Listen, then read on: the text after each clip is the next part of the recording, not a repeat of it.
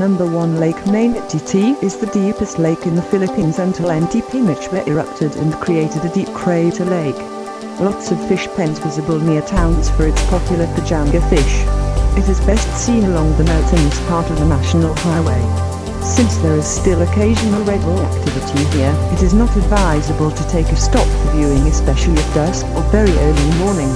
There are no off-road parking for viewing, hence driving slower is the best option as someone else in the car takes the photos. Number 2 Silop Multi-Caves. Going to Silop Caves was actually a spur-of-the-moment activity. We went to the RGY Silop, a 10 to 20 minute ride, riding a motorcycle, about of all time. Going to each cave requires a long trek and a foot in the forest.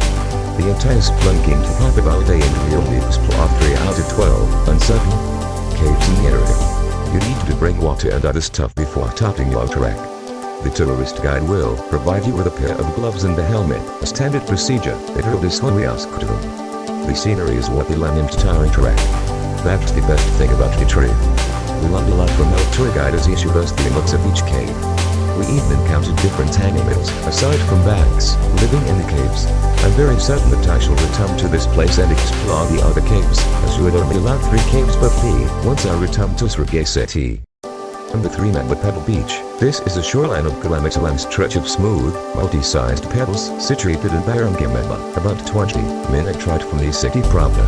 There are no sands of any kind in this part of Surgigao. The beach's shoreline is completely composed of smooth stones, mostly in white colors and different sizes. It was an amazing thing to see such a lovely quiet beach so unique from the many beaches I have explored. One of the greatest works of nature, I muttered. At far end, there is a hill where tourists or beach lovers like me can climb to see the perfect view of the hill Pebble Beach for them. There is a panoramic view of the picture-perfect paradise and a tropical backdrop.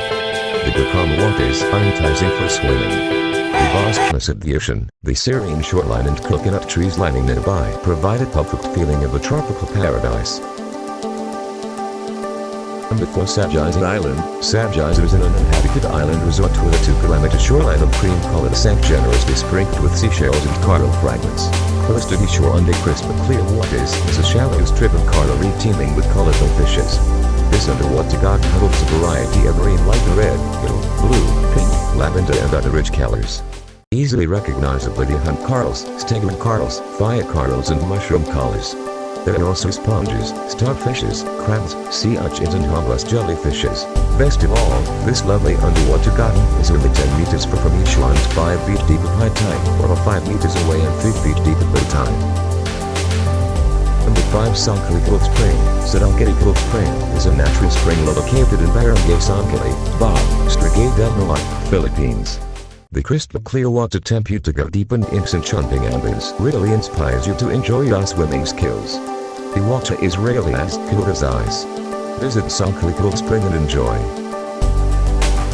Number 6 Puyangi Beach. The place is less visited compared to other beaches on the island, which makes it less congested and very relaxing. It has a 1.2 kilometer stretch of beach with fine light brown colored sand whose beauty is accentuated by the growth of palm trees. I remember one resident of the area offering me a taste of sweet tuba directly harvested from one of such trees. It was a sheer gesture of generous hospitality. Most of the accommodations on the island are in the Sohoton area, not in Puyangi. This makes the Puyangi Beach area a very good place for investments and developers.